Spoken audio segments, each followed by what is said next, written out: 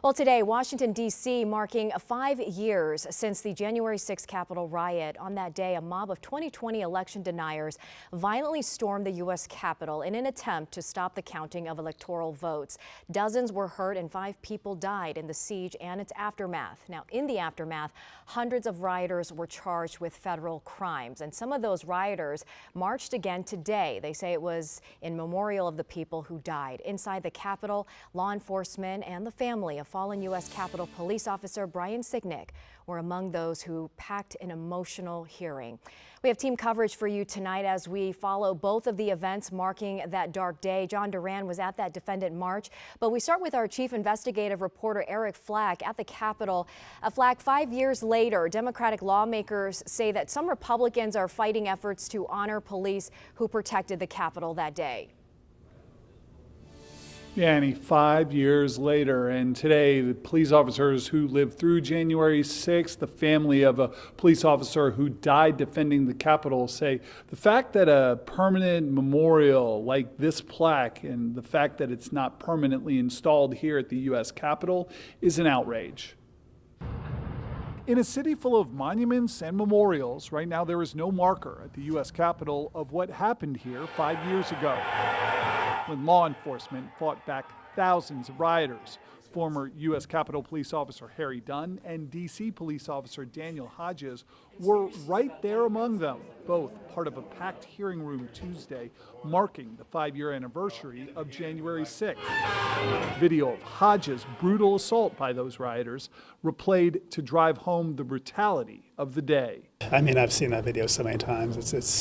But the audio is it always seizes me. You know, it's very arresting. Hodges and Dunn are fighting for this replica plaque displayed outside the hearing room to become reality. Approved by lawmakers in 2022, the plaque is supposed to be displayed outside the West Terrace to honor all police who defended the Capitol that day.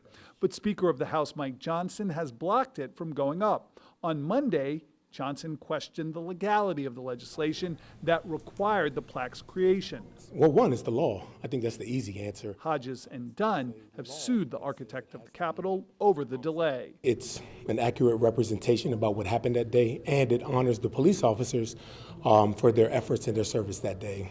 What emotions do you feel that it's not up? It's a slap in the face. And what does all this resistance symbolize to you? They don't respect reality. The family of U.S. Capitol Police Officer Brian Sicknick, who died the day after the attack on the Capitol, drove from New Jersey to mark the 5-year anniversary at Tuesday's hearing.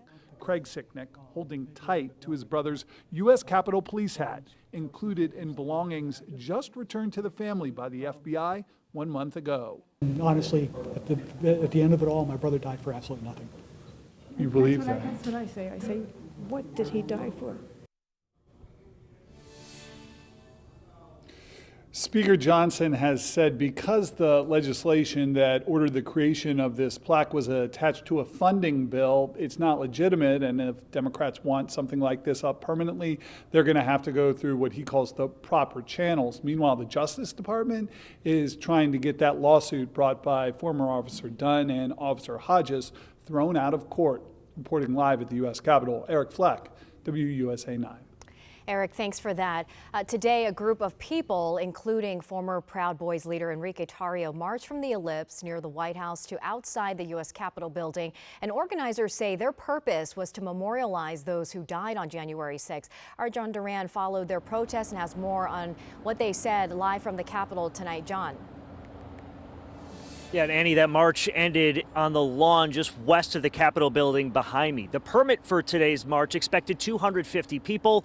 There were fewer than that by our count. Many of the attendees still upset over the killing of Ashley Babbitt, who was shot and killed attempting to climb through a shattered window inside the Speaker's lobby. She was shot and killed by U.S. Capitol police officers. But others did express regret over the death of U.S. Capitol Police Officer Brian Sicknick, who died a day after defending the Capitol. A 2-mile trek from the Ellipse to the Capitol didn't start without a rallying cry. We will keep coming out here, not just on January 6th. We will be out here every day. We will be out here on 4th of July, until something gets done. Former Proud Boys leader Enrique Tarrio helped start the march. We're memorializing and celebrating the life of Ashley Babbitt and many others that lost their lives today.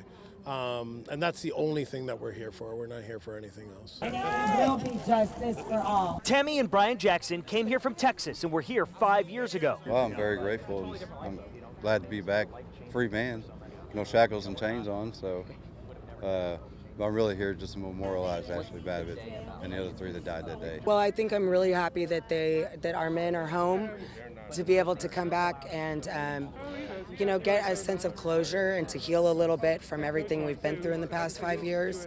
And I just think it's beautiful. I don't want any violence to happen to those people that perpetrated these crimes against humanity, against Americans. But I want them to pay. They made an example out of us, and we need to make an example out of them. The march was met with some resistance, including one man just south of the ellipse. Somebody needs to stand out here and remind Americans that this is the principle that we follow, that the rule of law is what matters the most, and that January 6th will not be rewritten no matter how much they try. Dee Schilling came from California and waited for marchers outside the Capitol. If the, quote, good people, that I consider myself to be one, don't do something, they're going to keep on trashing the world and our country. So I'm yelling, shame on you! The permitted march did shut down parts of Constitution Avenue earlier today. Police escorted those participants the 2 miles from the ellipse to the Capitol building, and D.C. police did confirm one arrest today. Annie?